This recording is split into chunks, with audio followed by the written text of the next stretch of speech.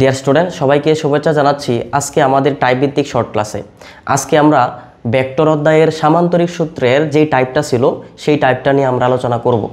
তো সামান্তরিক সূত্র দিয়ে কি বের করা হয়? সামান্তরিক সূত্র দেয়া দুটি ভেক্টরের লব্ধির মান এবং লব্ধির দিক নির্ণয় করা হয়। তো আমরা প্রথমে লব্ধির মান নির্ণয় করা সূত্রটা দেখব, এরপরে আমরা দেখব লব্ধির দিক নির্ণয় করা সূত্রটা। তো প্রথমে আমরা আলোচনা করি সামান্তরিক সূত্র কাকে বলে, এরপরে সামান্তরিক সূত্র দিয়া সামান্তরিক সূত্র থেকে প্রমাণ করব লব্ধির মানের সূত্র এবং লব্ধির দিকের সূত্র। তো প্রথমে আমরা দেখে ফেলি সামান্তরিক সূত্রটা কি মূলত। তো সামান্তরিক সূত্র সবসময় তুমি সামান্তরিক সূত্র বোঝার আগে তুমি একটা উদাহরণ সম্পর্কে জানো। ধরো এটা একটা ফুটবল, এখন এই ফুটবলের উপর একটা প্লেয়ারে এই দিক বরাবর একটা শট দিছে F1 বলে, আরেকটা প্লেয়ার একই সময়ে এট এ টাইম একটা ফুটবলের উপর আরেকটা প্লেয়ারে F2 বলে শট দিছে। এখন তুমি বলো যে এই ফুটবলটা কোন দিকে যাবে? অবশ্যই কমন সেন্স দ্বারা বোঝা যায় যে এই F1 এবং F2 এই দুটি বলের মাঝামাঝি কোনো এক দিক বরাবর ফুটবলটা চলে যাবে।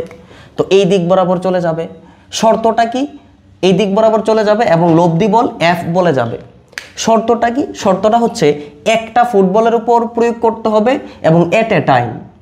যদি দুইটা প্লেয়ার আইসা একটা ফুটবলকে শট দেয় তাহলে সেই ফুটবলটা দুইটার এই F2 এর দিকে যাবে না ইন্ডিভিজুয়ালি, F1 এর দিকেও যাবে না ইন্ডিভিজুয়ালি, যাবে কোন দিকে?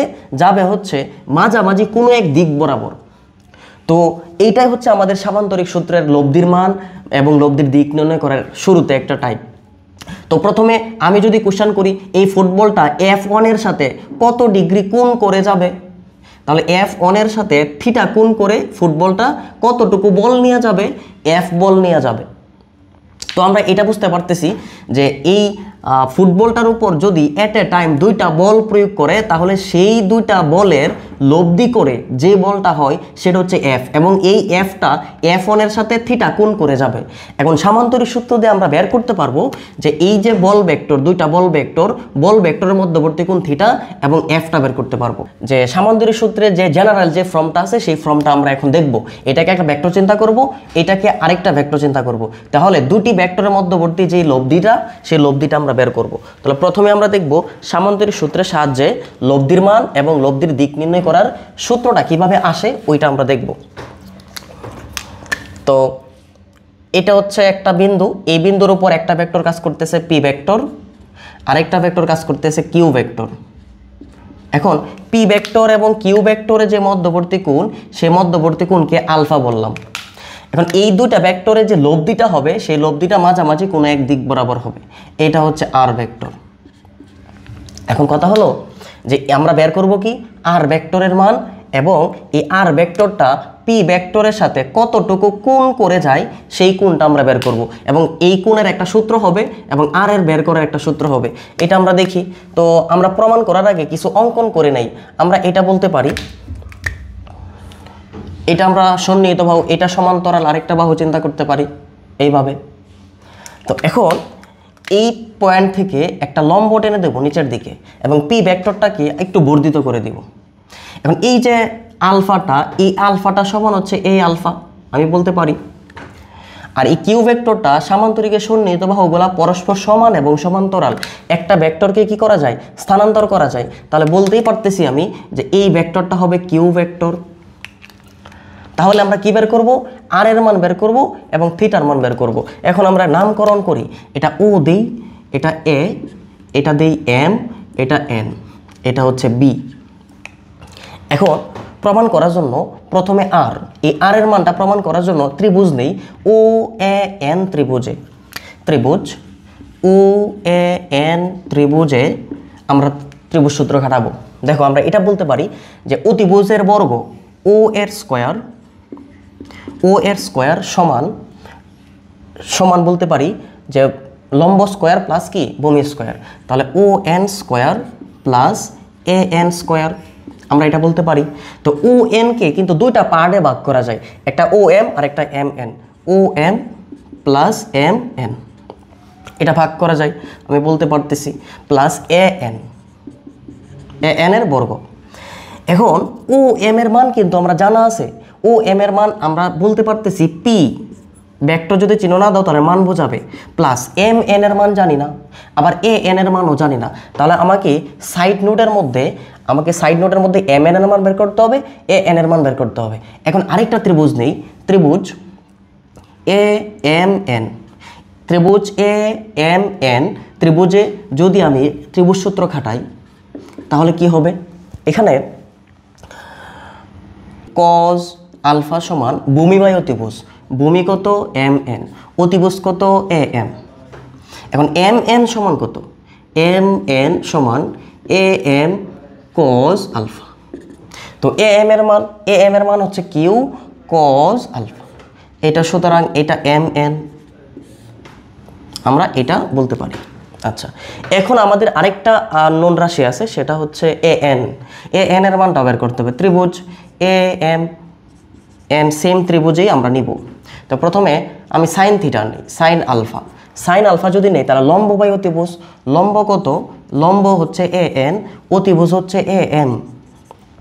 সুতরাং এ এন সমান এ এম সাইন আলফা। তাহলে এ এম এর মান কত? এ এম এর মান হচ্ছে কিউ সাইন আলফা। তাহলে আমি বলতেই পারতেছি যে এ এন সমান কিউ সাইন আলফা।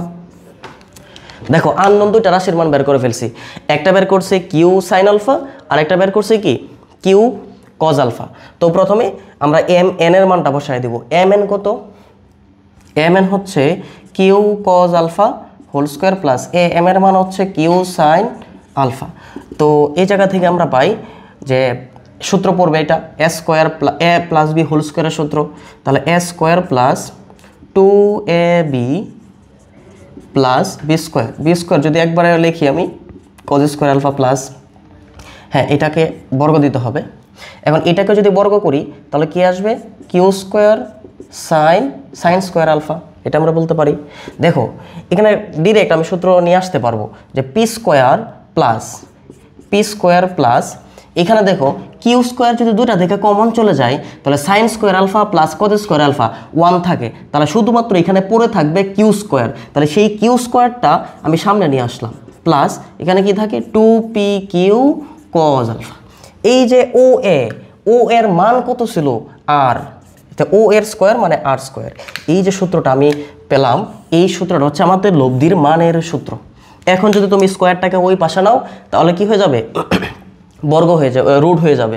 তো আলফার মান, এই যে আলফাটার পরিচয়, এই আলফাটার পরিচয় হচ্ছে পি ভেক্টর এবং কিউ ভেক্টরের মধ্যবর্তী কোণ। এটা 2p চিহ্ন দ্বারা বোঝাচ্ছে কোণ, পি ভেক্টর এবং কিউ ভেক্টরের মধ্যবর্তী কোণ। এখন আমরা বের করব থিটার মান। থিটা কি? থিটা হচ্ছে লব্ধির দিক। এই সূত্র দিয়ে আমরা লব্ধির মান বের করে ফেলতে পারবো, দুইটা ভেক্টরের লব্ধির মান। এবং থিটার যে সূত্রটা আসবে সেই সূত্রটা দিয়ে আমরা কি বের করব? লব্ধির দিক বের করব। তাহলে দেখি লব্ধির দিকটা আমরা কিভাবে বের করতে চাই। তো এখানে লব্ধির দিক বের করতে গেলে আমাদের ত্রিভুজ সূত্র আরেকটা খাটাইতে হবে, লব্ধির দিক। তাহলে ত্রিভুজ ও এ এন ত্রিভুজে ট্যান থিটা যদি আমি অ্যাপ্লাই করি, ট্যান থিটা সমান কত? ও এ এন ত্রিভুজে ট্যান থিটা সমান লম্ব কত? লম্ব হচ্ছে এ এন এবং ভূমি কত? ভূমি হচ্ছে ও এন। তাহলে A N divided by O N সমান O M plus M N. তো ও এ এন সমান আমরা পাইছি A M Q sine alpha. O M এর মান কত পাইলাম? ও এম এর মান জাস্ট জানা আছে পি, এই যে পি, এবং এম এন এর মান কত? এম এন এর মান পাইছি কিউ কজ আলফা। এই যে আমি সূত্রটা পাইছি, এই সূত্রটা হচ্ছে লব্ধির দিকের সূত্র। এই সূত্রটা দিয়ে আমরা দুইটা ভেক্টরের লব্ধির দিক বের করতে পারবো। তো থিটার পরিচয়টা কি?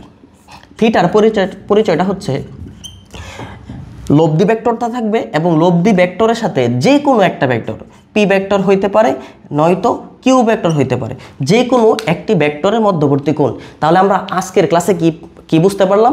আজকের ক্লাসে বুঝতে পারলাম হচ্ছে লব্ধির মানের সূত্র কীভাবে বের করে এবং লব্ধির দিকের সূত্র কীভাবে বের করবে, এবং এই লব্ধির মান এবং লব্ধির দিকের সূত্র ব্যবহার করে আমরা বিভিন্ন ম্যাথ সলভ করতে পারবো। ধন্যবাদ সবাইকে।